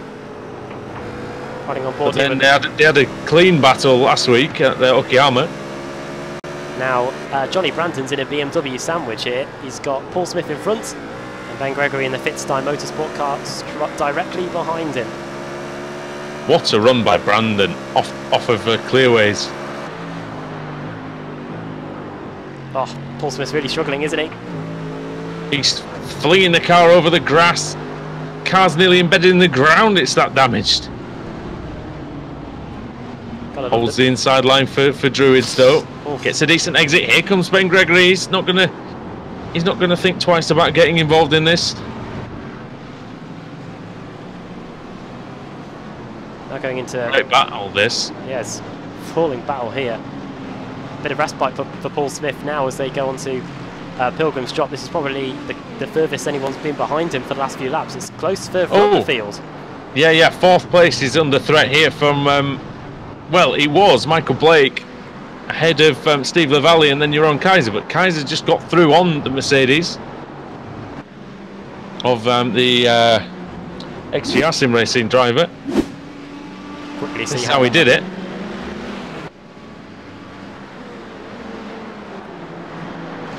Now that was just when he'd thought about having the move on the car in front going into the right-hander, and then Kaiser pounces straight away.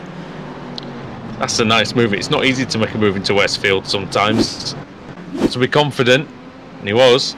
Dutchman, former race winner in the BSRTC, Jeroen Kaiser. This is Simon Underhill versus Josh Rayfield, is it? Yeah. Oh, Underhill again! That's at paddock for a 3rd time! Oh, that's a hat-trick of fail. Right on cue. Unfortunately, at Paddock Hill Bend for Simon Underhill, he was so good at Okayama. Not been his meeting. Major L. There must be something. There must be something with the Audi where it just doesn't like that corner. Turns it in and yeah, just broke away from him. Back with I don't think there was any contact anyway. I couldn't see any. No, it was him that was applying the pressure to the car in front, I think. Smith versus Brandon, round 7, probably by now. Oh, this is a better fight. 8 minutes to go. It's definitely a better fight than KSI versus Logan Paul, that's for sure. I bet it was. I didn't actually see it, but I've heard it wasn't worth the £10. Is what I've heard. Wonder what would happen if we got one of us line the ring. That would be interesting. Oh God. You maybe put me in an octagon. Maybe I'd do better than that than boxing. But Andrew Woodhouse versus Will Vincent coming soon, potentially. That's well, he hasn't done anything to me. So I don't... well, not yet, anyway. Oh dear. Paul Smith, though, is trying to keep Johnny Brandon at bay. The worst part is I say all these things. I don't think, regardless of who I was fighting, I don't think I could actually hit anybody in the face. Same here, really. Not unless I was like, not unless it was being attacked or something. I think if someone punched me in the face, I'd probably laugh right now. That's 13 minutes in. I'd take my chances that it would make an improvement on, and just you know, take my chances with it. Here comes Johnny Brandon again, and this time around the outside of Hawthorne. The space is going to... well, I thought the space was going to close. Smith gave him the space. Quite gentlemanly there, really. And then Smith kind of loses the rear through Westfield. And yeah, that's the position conceded for now. Or maybe not. He wins for now. Oh, he hits it. Oh, nudge it. This is wild, isn't it? Going into the final corner. I think Paul Smith might just still stand a chance here. He hasn't allowed Johnny Brandon to escape from him just yet. And here comes Dave Baker as well. Sorry, I've just seen a great comment on the YouTube chat. Is this beginners? No, well, no, not really. It's not, I'm afraid. No, I think to be honest, it depends how good you are in terms of if you have a go yourself. But I tell you what, to go at this speed, I've been doing this for probably 20 years, and I'm not as fast as most of these guys out here. So it's very much it's very much harder than it looks. Maybe not some of the crashes. I mean, you know. So that's a little bit amateurish, isn't it? But most of these guys are very, very good and have been doing this a long time.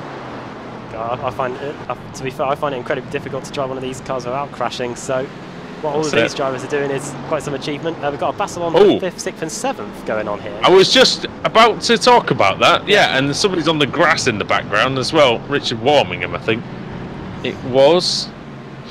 Now this is a massive chase by the XVR team. We've got Steve Lavallee in and amongst it in 6th. Then we've got Sim Racing XVR, Nicole Foggy, and then Green XVR in Richard Warmingham chasing all these guys down. We'll see if Foggy can get past Chris Wood, who's had a pretty good race. He's gained 11 spots. He might be about to go down to 10. If Nicole Foggy has anything to say about it. Well, when he was in the Audi in season 3, Chris Wood won a couple of races. So it's not been the case in the. It's not been quite as successful for him in the BMW. But he does still sit 11th in the championship, so you know it's not all doom and gloom for Chris Wood. He has been on the podium twice. He's probably not going to get on the podium here.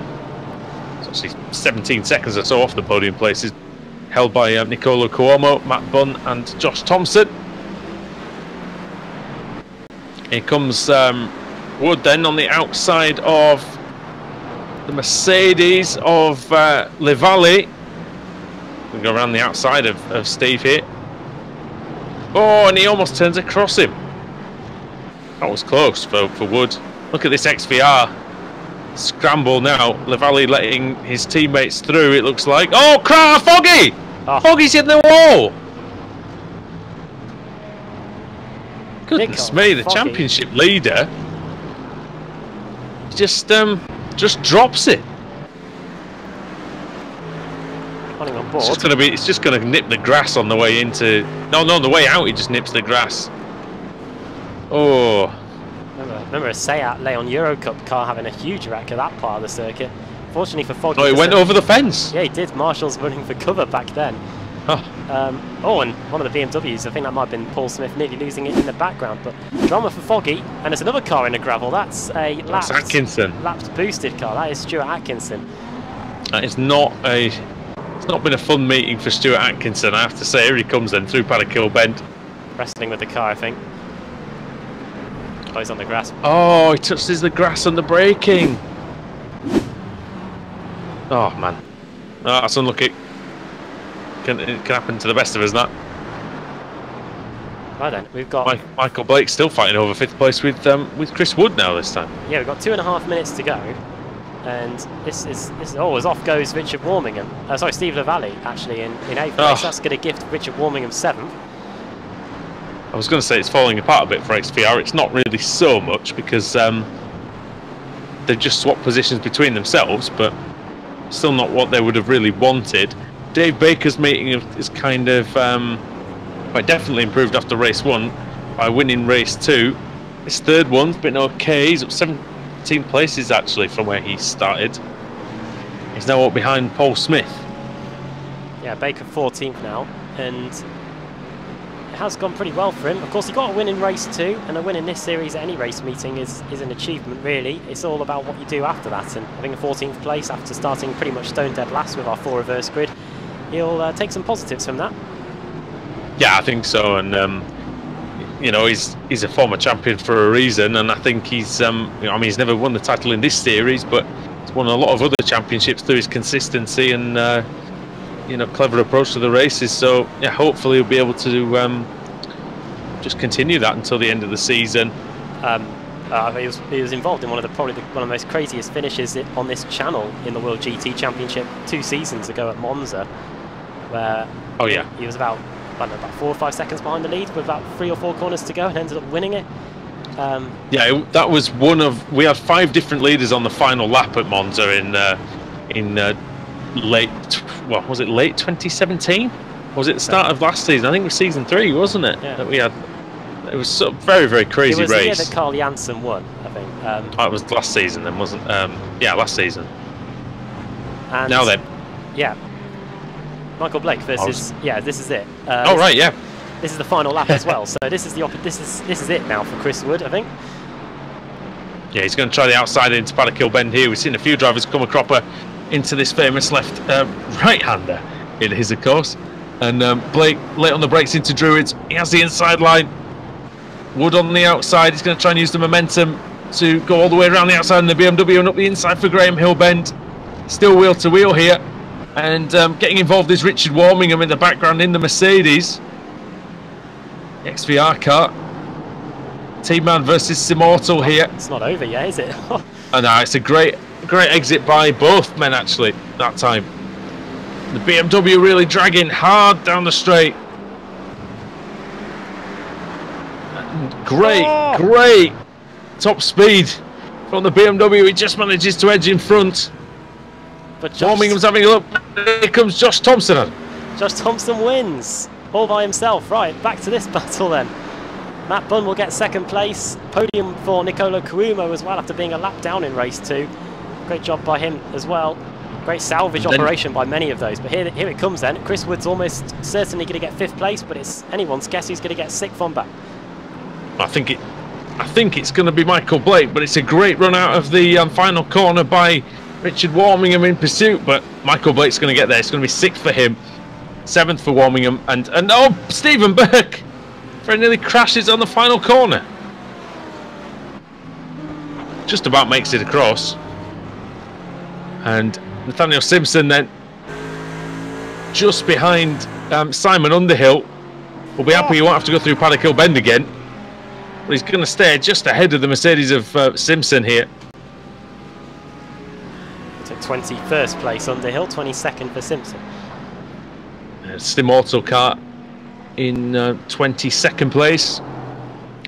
Paul Gosling, well, that Audi's seen better days, hasn't it? Look at that rear wing. Oh, really crumpled. That looks a bit like Daniel Ricciardo's. Yeah. And Luke Clark as well. Adam Hedgecock, Stu Atkinson. And John Roberts were the ones who finished in the points. But yeah, we're going to get... well, that is everybody. And in just a minute or two, we're going to get the results on your screen. That's another exciting win for Josh Thompson. So it's that will be his 5th win of the season, I believe, for Thompson. So Foggy has 5 wins. Thompson has 5 wins now as well. Baker has 2. 2 for Christian Rose, and then the other winners: Stephen Baxter, Ben Gregory, Rich Gafenku, Craig Evans, John Roberts, Stuart McFadden, and Ash Sutton. 10 years, of course, of iRacing, and Ash Sutton, 3 wins for him actually. And yeah, this series in recently wouldn't have happened, but we had a sudden influx of GT3 cars, and I think it's definitely helped improve the series. Plus, iRacing have strived to improve crash physics. Of course, we've got that to look forward to as well, with bits of car flying off in the future too. Yeah, that looks great. If anybody hasn't seen that, that looks very good indeed. They tested it on a Skippy, and it was getting absolutely destroyed over and over again. So that's worth a look, especially if you're one of the people who hates the skip barber, because that's like catharsis for you. I somehow managed to get a C license out of racing in that car, and I can't race it at all. And made quite a few enemies at the same time, I think. Adam Baffer's enemies? Never. Right, here we go, through the race results. Josh Thompson then wins, Matt Bunn second, Nicolo Kawumo finishing in third. The only changes there were the fact that Matt Bunn beat Josh Thompson and Kawumo got third in the end. Kaiser finishing in fourth, Jeroen Kaiser. I don't know why there's no Netherlands flag, sorry Jeroen. Then it's Chris Wood in fifth, sixth Michael Blake, seventh Richard Warmingham, eighth for Steve Lavalley in the end, despite nearly throwing it away. Then Christian Rose in ninth and Nicole Foggy getting a 10th position despite spinning at Sheen Curve. Ronald Moons, highest of the Pro-Am drivers, in 11th, and you can see how close it is there, looking at the time differences in between all the cars. Then it's about half a second back to Johnny Brandon in 12th, Dave Baker in 13th. Something happened to Paul Smith on that last lap, because he was ahead of Baker and Gregory and Freitas, but they all finished 13th, 14th, 15th, and Smith finished in 16th. He might join us for an interview in a minute, so we'll ask him what happened there. Steve Burke 17th, 18th for Mark Woodhouse, 19th for Josh Rayfield, 20th for Scott Malcolm, 21st for Simon Underhill, then Nate Simpson in 22nd, Jason Rowe in 23rd, and then the cars towards the end of the lead lap, Michael Evdoka in 24th, Paul Gosling 25th, Luke Clark 26th, and then the cars one lap down or more. Adam Hedgecock and Stuart Atkinson still doing enough to score points, but then as well as John Roberts, but then after that the cars that scored 0, Pete Newman, Lee Deemer, Lane O'Connor, all involved in that mess on the exit of Surtees earlier on, and Ben Hackerson, he was done for the day very early on. In fact, he might have been done on the first lap of the race, so problems there for the Boosted Motorsports car. In fact, 4, if you include the Savage team, in the last 8 or so positions, so not the best race 3 for them. No. Few drivers, I think, had a bit of a meeting to forget here tonight. Not the best one for a few of the drivers out there, but I think we'll get the views of Josh Thompson. Josh, bit of a mixed meeting for you tonight, but overall, a pretty decent one, I think. Yeah, pretty mixed. Race 2 didn't go to plan at all, really, especially for championship, but managed to salvage back in race 3. So hopefully, after what happened last week with the points, how one person has a bad race but can again get a good result like a P1 in race 3, I should hopefully still be top in the meeting. We were talking tonight about the fact that it is fairly difficult to overtake around here. Were you glad that you didn't actually have to do a lot of overtaking? Yeah, it was impossible.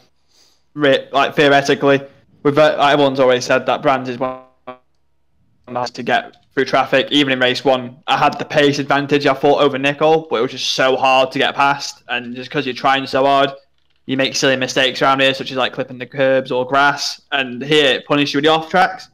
And I've got to be so careful with the off tracks and any 4Xs and stuff like that, because with how close championship it is. Yeah, because the last thing you want, I suppose, is penalty points and things like that. Yeah, exactly. Looking at the last few meetings of the season, then we've got Spa next time out, Bathurst, Imola, Nürburgring. Are there any of those that you're particularly looking forward to? Probably Imola and Nürburgring. Yeah. Spa, it's at night, and I did the international. The whole thing? I think so, yeah. Okay. It's going like same as what BSRTC did, where it was all at night.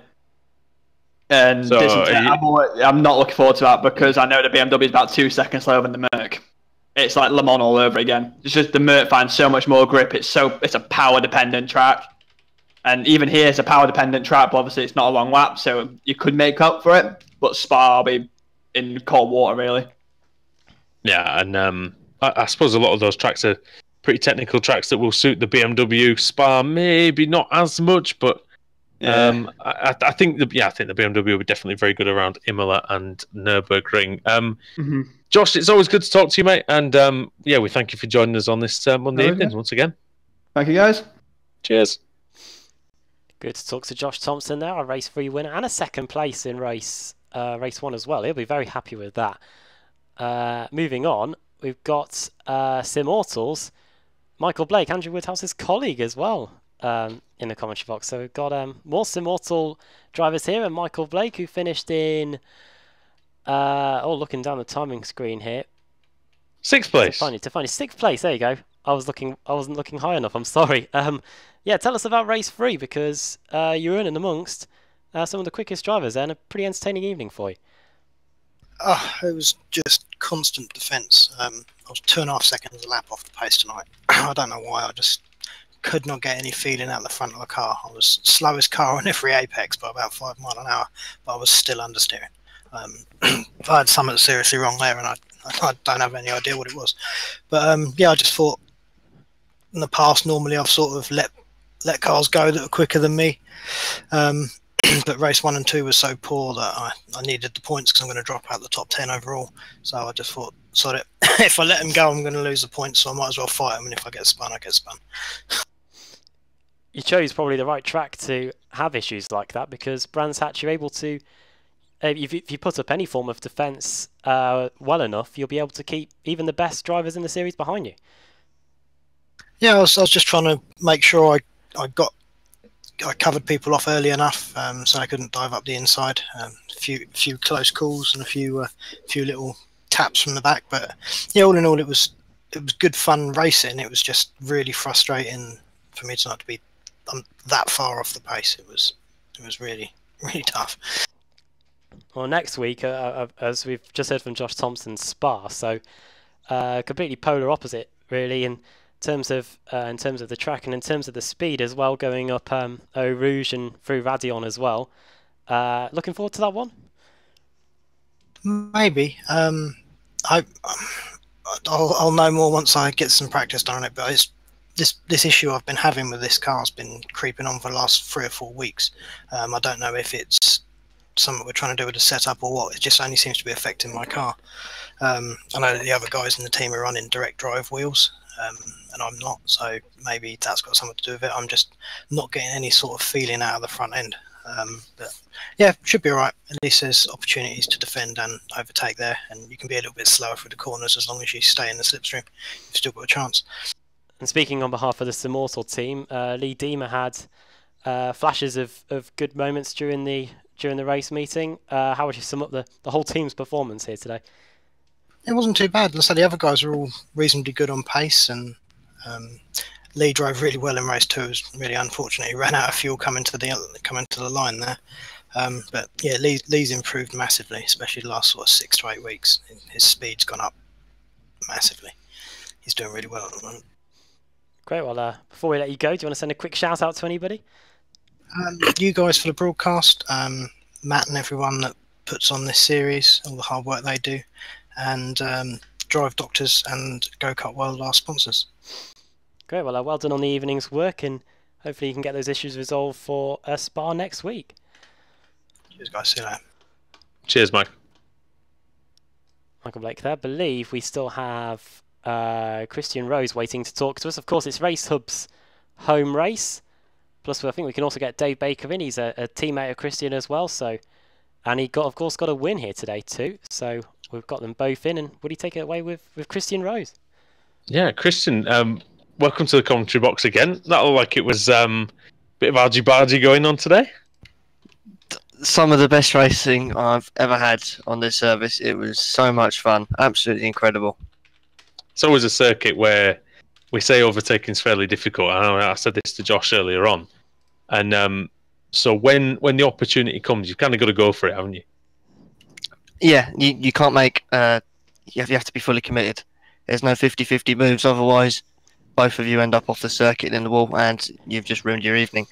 So, yeah, you have to be fairly confident in what you're doing. Otherwise, it's just not going to pay off. Yeah, and with it being Racehub's home race, obviously you guys have been wanting to give a good performance for the for the sponsors essentially. Yeah, exactly. Market Racehub's brilliant. They're absolutely fantastic. If anyone's ever down at Brands Hatch, make sure you check them out. But yeah, we know we had to put on a pretty decent effort tonight to try and score some really good points for the championship, and I think we've done that. They've had a fantastic win in race 2, and Matt with a rare podium in race 3, so very good stuff. Yeah, I think it's Matt's had a bit of a rough time of it in this league for a while, but he seems to pull it out when necessary, and he performed well. David, you got like the old mixed bag again, haven't you? Race 1 was a bit of a disaster. Race 2 was very good. Race 3 was just decent, I guess. Race 3 was a hell of a lot of fun. Seeing that battle unfold in front of me, I can't wait to watch Paul's stream back. See how he was defending like mad for that entire race. But he was really making that a wide BMW, wasn't he? Yeah, very much so. And it is difficult to pass around here, so anybody that can move through the grid has definitely done well. I kind of messed up race 1. I'm not quite sure what happened. I think just hit a bump, lost it on the brakes, and that was it really. So it was a bit of damage recovery then for kind of race 2, and luckily the reverse grid worked in my favour. And yeah, race 3 was just having an absolute blast. So, do you think you might be a little bit in bother for the accident after the crash that you had? I don't know. I don't know. My steering was kind of really all over the place, and so I was just trying to keep out the way. And then, as Jason kind of appeared in my mirrors, the steering went one way when I really wanted to go a different way. So I've apologised to him, but whatever happens, happens. Yeah, that's it. And of course, like I say, I'm sure you echo what Christian said about the Racehub and everything. But for those who don't know what Racehub is, what is it? So Racehub down at Brands Hatch, they've got like a simulator centre. So a couple of rigs all set up with kind of R Factor and iRacing and lots of other different ones. So if anybody is ever down there for any of the events, be it, sort of bikes or BTCC in a couple of weeks' time, definitely go and check them out. Really, really good fun down there. All right, nice one. Well, as usual, gentlemen, very good to have you in the commentary box, and we'll catch you in the next one. Yeah, thank you very much, guys. Thank you. See you guys. And Adam's got the final victim of the evening, which is Paul Smith. Oh, Paul Smith, hello. Nice to be called a victim. All right, guys. Well, we're like Daniel Ricciardo. We like him when they're vulnerable. Well, it's the first time. No, I don't want those accusations put forward. Thank you very much. Paul Smith and Daniel Ricciardo in the same sentence there. There you go. 16th place in the end. But we did see you ahead of Dave Baker and Ben Gregory towards the end of the race. So what happened there? Oh, I try my best to hold them back. It's a track that you can defend at. It is difficult to overtake at, but a lot of mistakes here and there, and it just, Dave got a great runner through Paddock Hill Bend on me and held it around the outside of Druids, and that just allowed Ben to follow through as well. So wasn't ideal, but I'm still happy with the positions that I ended up in race 2 and race 3. Race 1, as you saw on the broadcast, I've went and spun it down at Graham Hill Bend all on my own. I got a little tap from Matt, but it wasn't his fault, and I was disappointed because I was in the top 10. I think I was 9th at that point, so I'm kicking myself over that one. And before the end of the race, you were up there fighting for a spot in the top 10. You had the likes of Johnny Brandon trying to get past you, and a track like Brands Hatch, if you can put up a good defensive drive, you can keep some of the best in the series behind you. Well, I mean, I was lucky that a few years ago, back in 2015, Ash Sutton spent an hour and a half with me around Brands Hatch GP. He was saying, right, try and defend for me, and then would spend a bit where I'd try and attack him and things like that, and that really helped me around Brands. I feel really confident about Brands. I just need it for every other track, and then I'll be sorted. But around there, I do kind of know how to be a defensive driver around there, because I'm not the fastest driver in the world, and I admit that, especially in the GT3s. But I give it a good go. We all wish we could sort of bottle the confidence from our favourite tracks and take them everywhere, don't we? But it's just not that easy, I guess. Yeah, it's. I mean, some tracks you could kind of take certain aspects of that to them, but you need to sort of like work on that each track as they come along, and I just don't have the time to do that, unfortunately. Yeah. Can you take it to Spa next week though? Because I think that's where we're heading to. Well, not next week because it's a week off next week. Oh, is it week 13 next there week? we go. Well, not on the Monday night. They've gone and given us the week off on the Monday night before week 13. So we're going to be. So we'll Actually be back racing on week 13. Yeah. So we are technically racing on week 13, the Monday after that, aren't we? So... yeah. So certainly, I mean, Spa-Francorchamps, we're doing. What we're doing? We're doing the 3 sprint races again, rather than being an endurance. So that's going to be a different dynamic because the last time we came here in this series, it was the endurance race. So going to be fun. I always enjoy Spa-Francorchamps, and in this BMW, it is going to be a struggle. Basically, that middle sector is where we'll be strong. The rest of it, oof, no chance. You went there this year, didn't you, as well? Yeah, for the World Was that the Endurance first time? Championship. No, I've been there in 2013 for the Grand Prix. All right. Did you enjoy it though? Or was it good? Oh yeah, I got very sunburnt. Oh, Oh, God, I can that's like imagine. me It at was the British the height Grand Prix. of summer, wasn't it? yeah. Yeah, in May. Speaking to Roy Viverka, he was basically saying, "Yeah, this shouldn't be happening. It should be raining right now." Where is Roy anyway? Oh, he's around. He keeps himself busy. He's about. Anyway, yeah. Thanks for joining us, Paul. Anyway, and as normal, and yeah, we'll see you in the night race at Spa then. Yeah, we will. That'll be fun. Mwahaha. He says through gritted teeth. Right, Adam, I think that pretty much does it. As it does. On the day of iRacing's 10th birthday, we've put on a good show, I reckon, and hopefully everyone's enjoyed the bank holiday weekend here in the UK. And yeah, we'll have this week off in the World GT next week. In fact, that means no action on Monday on Apex Racing TV because the Ritmatech Sports Car Series is still off too. Yeah. But of course, tomorrow we've got the BSR MX-5, and on Thursday we've got the BSR TC as well. So plenty more action to look forward to over the course of this week. Indeed, and so all remains to be said is thank you. All remains to be said is thank you for joining us here on Apex Racing TV for the Racehub and Simmortal World GT Championship. I've been Andrew Woodhouse. He's been Adam Bath. And we'll continue to be even after this one's finished. So we'll see you next time.